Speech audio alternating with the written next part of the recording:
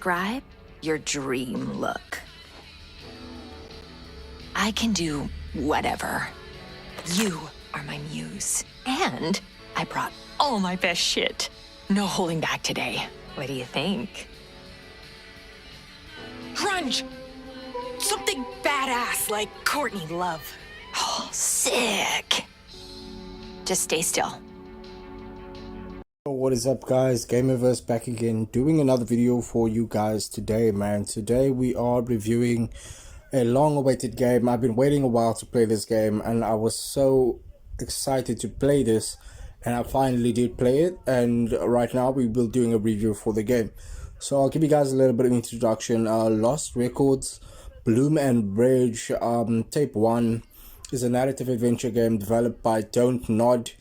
If you don't know Don't Nod Montreal, they are very known for their work on the Life is Strange series. They made all of the Life is Strange series up to the recent one that came out, which is Double Exposure. Yeah, so they are well known for creating these games, these narrative driven games, and it is generally well received. It's very well known for the narrative, of course. Yeah, Lost Records, Bloom and Rage is nothing different. It just has a little bit of different plot settings and different character development and things like that. But yeah, the game released on February 18th 2025, and it is available on PC, PlayStation 5 and Xbox Series X. I did play this game on PC, as you guys can see by the title. It is a PC review, but a lot of these things that I will cover is in relation to consoles as well. So yeah, first let's talk about the story. So the dual timelines, I'll discuss the game's approach. Like so the game has this approach where it is like two different timelines between the summer of 1995 and 27 years later, focusing on the protagonist that you play with, Swan. You play with Swan. She is the protagonist, and of course her friends. And the story is very like 90s nostalgia, and it highlights the game's rich setting in the 90s, of course, and like cultural elements like riot girl music, video rental stores, and specific technology in that period of time, of course. And like I said, you play with the protagonist. Her name is Swan, and she loves videography. She actually has a camera in the game, and she is recording her journey with her friends, and she actually comes across them, and in the story you get to shoot all of these like shots and make like memoirs and documentaries and things like that. Pretty cool, because I really do like videography, and I like this this approach they actually took with the story, so that's very cool. So yeah, like I said, through the game you'll be recording your friends and getting up to shenanigans, which is really cool. And the 90s aesthetic actually really works.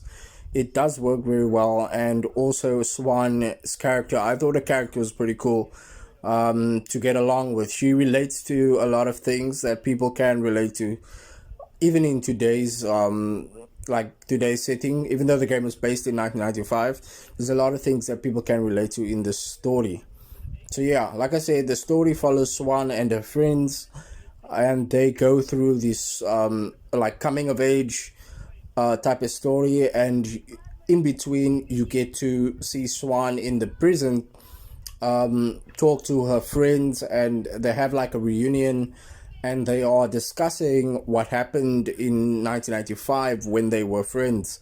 So now they're having like a reunion, and yeah, I won't say anything more than that because I might be spoiling the game. But yeah, that's all you need to know for the story. Story is great, set in the 1995, the year 1995. Beautiful summer vibes, and the friends are so colorful. They all have different personalities, of course, but they're also very nice like to approach, and you can record them. So yeah, the gameplay mechanics are really cool. It is, like I said, choose your own adventure, and the player choices like influence the narrative and the character development, of course. So all the way the characters develop in the game, how they see each other, is all based on your choices that you make in the game. And yeah, those are the gameplay mechanics. And one feature that I did actually touch on a little bit is the in-game camcorder mechanic that allows players to create like mini films, mini documentary, adding a lot of depth to the storytelling. And I really love this feature. As I told you guys, I'm a big I love videography, and this is a really cool element that they have added. So yeah, those are the gameplay mechanics. Coming of age story. You get to analyze the game's exploration of the teenage friendships and identity, and the transition, of course, to adulthood, where you get to see them in the present and the past. So yeah, supernatural vibes are also in the game. It's very subtle in tape 1, as this is like the beginning of the game. There's gonna be a tape 2, and I don't know if there's gonna be a tape 3, but the only thing that we know from Don't Nod so far is that there will be a tape 2. And it will intertwine with the main plot, of course, adding intrigue and adding a lot of depth to the story. So that's really cool. Looking forward to playing tape 2, by the way. Yeah, next let's talk about the graphics. I want to touch on, first of all, the graphics. The art style is very, very great. It is like Don't Nod really stepped up this time, because I mean the game is on PS5, of course, and the Xbox, but on PC it really looks amazing. It does look amazing, like the visuals, the aesthetics, including like the character design, the environmental details, really captures that 90s vibe. And obviously when you are in the present, it's a less of a 90s vibe, and you are actually seen in first person, so you don't get to see Swan in third person, but you get to see the protagonist in first person. So that's really cool. So yeah, that's it for graphics look really cool. Yeah, next let's talk about the sound. Let's talk about the music. Lights with these. It's gonna look so cool. Yeah. I saw this idea in one of my zines. Swan, you pick. Oh, I'm gonna leave the truck here until we meet up at Nora's place later. We poured our hearts and souls into that one night. By the way, your red eyes are not so encouraging. The concert.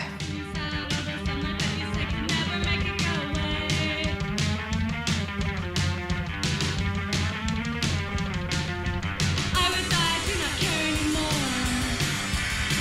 Keep my heart in my hand. Do you really understand? Get my heart off your hand. Get your hand off my heart. I was I to hate you. Particularly the inclusion of Riot Girl tracks. I'm not sure if that is a real band. I think it is a real band, and it really enhances the gaming experience. And the music that they selected is so very nicely composed and curated to the specific scenes, and it does a really good job in invoking like sympathy for the characters and getting like in touch with the characters' lives and things like that. So I feel like they really did a good job on the soundtrack so far, and I'm hoping for tape 2 that they will have the same balance when it comes to choosing these particular music songs and things like that. So yeah, that's it for sound, guys. Next, let's talk about the performance. So yeah, we're gonna get a little bit gritty. We might get a little bit gritty here, so just be prepared. The graphics, like I said, the graphics is really good.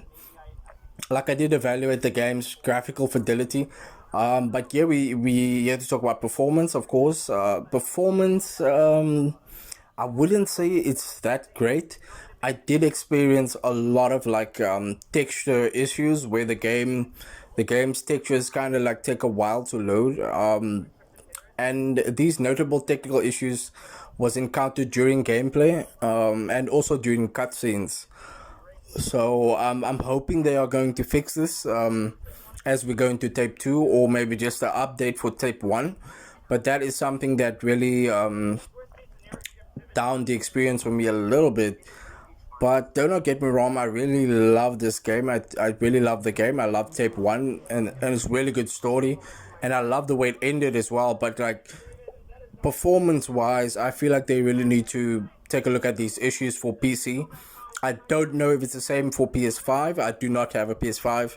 So I don't know how it is for console gamers, but for PC gamers, everybody is experiencing this texture issues and these like slow loading depth of field issues as well. So yeah, but other than that, I was receiving like 60 frames per second on average of 40 frames per second in the game. So the frames per second was very decent, but just these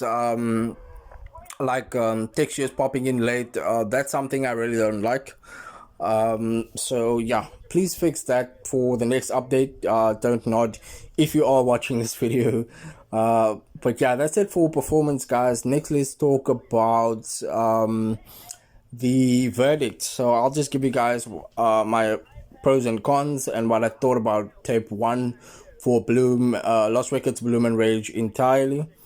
I would say the game is really well executed in the fact that we really get this fresh new take on okay, it's not fresh, it's more of like nostalgia vibes, but like we still fresh in the fact that you get to play in the present and then in the past. But what they did with it was really cool. Like, I love the aesthetic of the 90s, even though I wasn't born in the 90s. I like the aesthetic of like these like skateboarding vibes and like old school tapes and like old school video stores.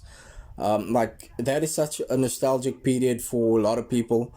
And even though I was not born in that time, I still felt really good playing it. That's one of the pros. And of course, another pro would be the fact that you can use your own decisions, your own dialogue choices. And of course, the exploration when it comes to like using your camcorder when playing as Swan. And then deciding what you want to capture with the camcorder was really cool. So the gameplay is really good. Story is really good.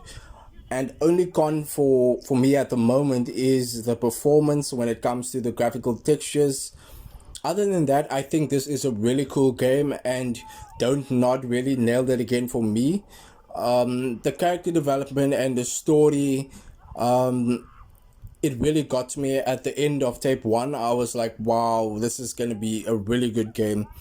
Initially, I never knew they were going to be like different chapters, or as they are calling it, tapes. So this is Tape 1. There's going to be a Tape 2. The cliffhanger ending for this one was really amazing.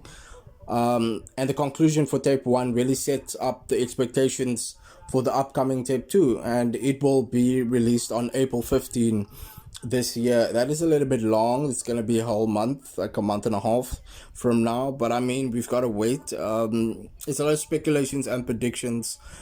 I would like to hear your guys' thoughts in the comment section below. Let me know on your thoughts on the potential story developments and the character arcs in the next installment.